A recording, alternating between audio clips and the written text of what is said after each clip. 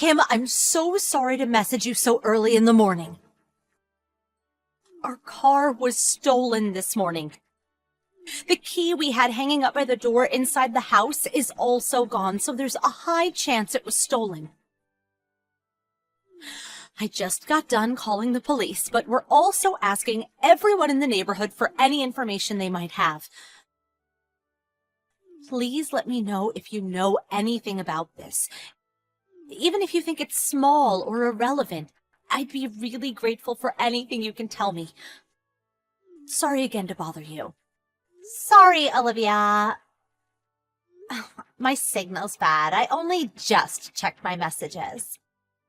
Kim! I'm sorry to trouble you when you're busy. If you know anything about our car, I'd really appreciate it if you could tell us. The police are investigating, but we're trying to find out whatever we can from people in the neighborhood. Oh, your car? Well, about that, I borrowed it. What? I came over early this morning and borrowed your car. Forgive me for telling you after the fact, but I'll be borrowing it for the whole day. There's no need to trouble the police over this, so see to it that they go home, okay? Wait, what? You stole our car? Wait, how did you get the key? Don't be so dramatic. I didn't steal anything. I borrowed it. I noticed the key hanging on the wall yesterday when I came over to your place for coffee. So I borrowed while you were in the kitchen cleaning up. I'm gonna come and give it back to you this evening, so relax. What are you talking about? We need it. Oh, don't be silly. I'm only borrowing it for a little while. I always did have a soft spot for your luxury sports car. I got a little excited every time I saw it parked up in the drive. I wanted to see what driving it was like. Just once to feel the roar of the engine, the wind in my hair. Thanks so much for lending me it. I'm going for another drive now. I didn't lend you it. You come and give it back right now. That's my husband's car, and it's very important to him. Plus, you're not even legally allowed to drive it without your name on the insurance. You have no idea how much trouble you've put us in. Oh, please, just give it back. Stop being such a tightwad. It's always me with you. You have 2 cars anyway. What's the problem with me borrowing one for a little while?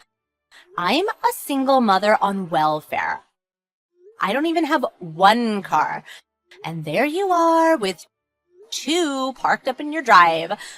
Neville's having the time of his life being in such a cool car. Neville's in the car with you? But it doesn't have a child seat.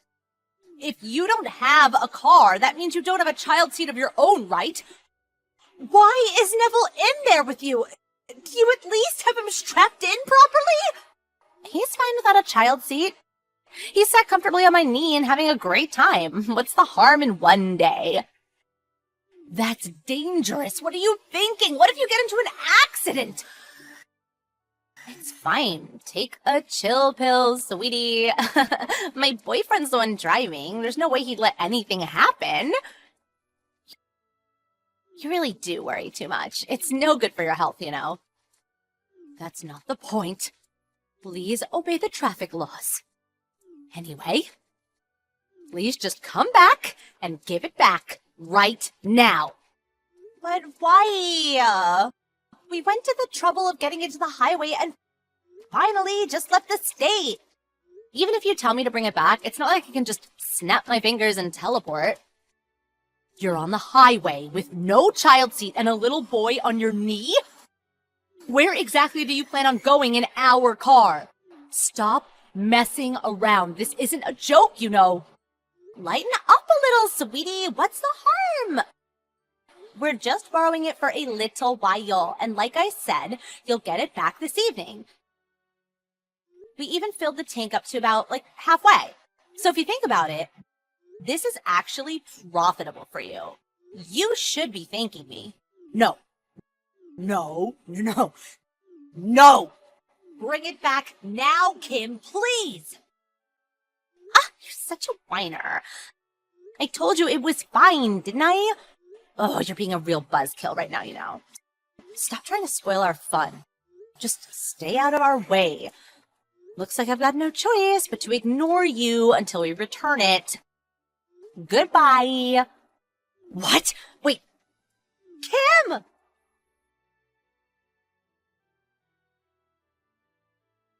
Kim, are you okay? I saw you on the evening news. You really went and caused the mother of all accidents in our car! Shut up! This isn't the time for that! Neville? My little Neville? They said on the news he got flung out of the window by the impact of the crash. Miraculously, there's no danger to his life, but my God, that poor thing, your son is seriously injured because of you. This isn't my fault. If that damn cop car hadn't suddenly turned its sirens on and started chasing us, if my boyfriend hadn't gotten scared of the cops and tried to swerve at the last minute to try to lose them, your boyfriend who was driving is at fault as well. But if you hadn't stolen our car in the first place, this never would have happened, would it? To think you'd suddenly take a left-hand drive car onto the highway for a long-distance drive. It's the most reckless thing I've ever heard of. What's more, you stole it to begin with and didn't even have a child seat, instead putting your little boy on your knee. You're the worst. Why would you say something so horrible? Aren't you going to say anything to try to make me feel better? My child's seriously injured, you know. I feel awful for Neville. He didn't deserve this at all. But to be honest, this is 100% your own fault. As for us, not only did we get our very expensive car stolen, but it got so messed up in the crash, it's now a write-off. All because you decided you were in the mood to commit theft today. Shut up! Shut up! You're the one who's at fault for having your car stolen. You're constantly showing up with that flashy sports car parked up in your drive when you know a single mother on welfare lives next door. You're so arrogant that I had no choice. Oh, it must be nice having to worry about money, huh? You probably look down on me and make fun of me behind my back. That's why I stole it. What the? So that's why you stole it? What a load of nonsense. Just because you're on welfare doesn't mean I look down on you. I've never thought anything of the sort, not even once. I mean, I've always treated you as a friend and neighbor, have I not? I invite you into our home for coffee, we go for walks with our kids.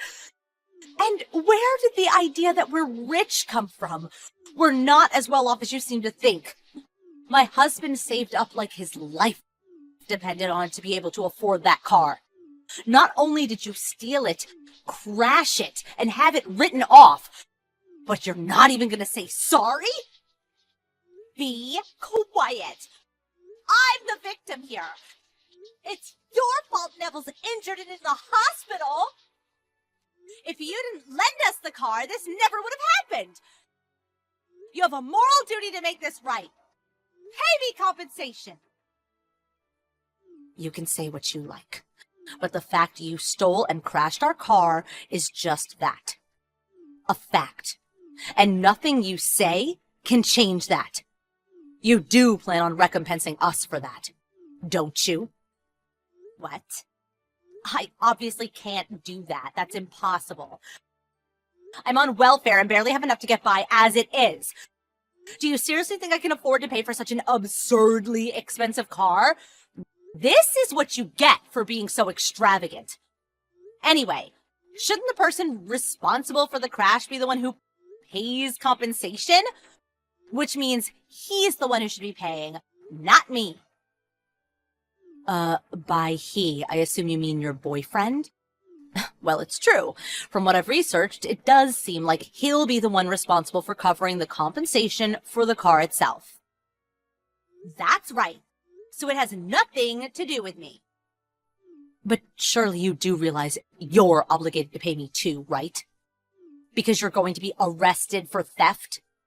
What? I said you're going to be arrested for theft. I already filed the police report, which means the police should be knocking on your door any moment now.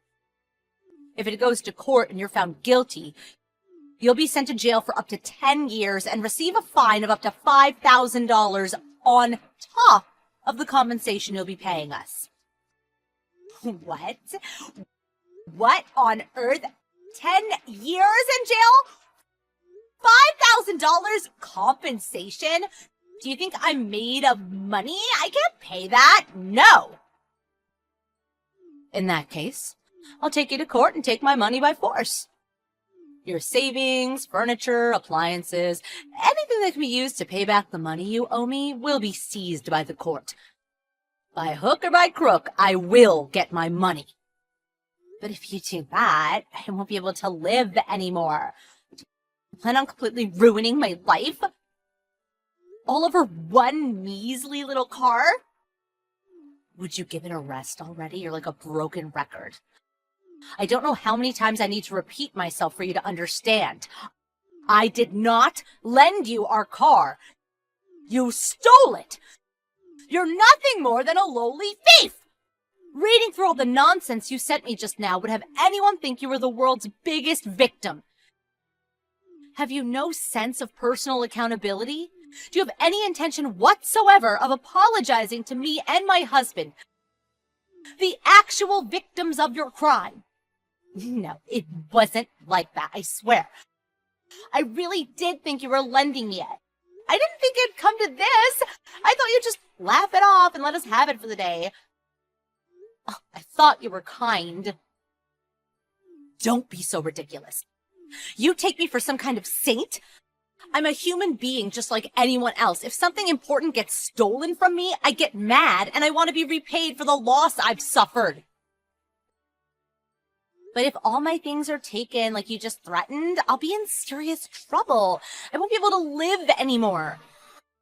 It's true. I'm pretty sure I heard somewhere that if a welfare recipient gets arrested, their welfare gets cut off. If you end up doing hard time, I think you can reapply once you get out, though. If my welfare gets cut off now, I'll be in dire straits. Neville's supposed to be going to elementary school next year. That costs money. Olivia, I'm begging you. Please withdraw the police report. Please. Kim, you really are astonishingly selfish. You won't pay compensation. You won't take responsibility. You won't even accept being arrested. Do you really think you can get away with this? I won't be withdrawing the police report. The police will most likely be showing up at your house sometime soon. When they do, please at least have the decency to accept your arrest gracefully. Please just think about this. If I get arrested, what do you think will happen to Nozomu? Do you really want to separate a child from his mother? You monster! You demon! That's not my fault, is it? You did this. Anyway, I'm done speaking with you. I'll see you in court. Bye. After that, Kim and her boyfriend were marched away in handcuffs by the police. Kim, not knowing when to give up, was adamant she'd done nothing wrong, even during the trial, insisting it was her fault for letting it get stolen. Due to that, she was found guilty almost immediately and had to give up all her savings and sell all of her assets to cover the fine and compensation she owed me. Apparently, she told her boyfriend she borrowed the car from a friend in the neighborhood. He had no idea it was stolen, which I found out when he turned up at my house, got down on his knees, and apologized profusely. That's why I decided to settle on compensation with him out of court. Neville made a full recovery, and after being discharged from hospital, I heard his dad, Kim's ex-husband, took full custody of him. As for my husband, he was pretty depressed after having his beloved sports car stolen and written off like that. But he was ecstatic when I told him he could buy one with our compensation money. He's flicking through the pages of a car catalog with a big grin on his face as we speak.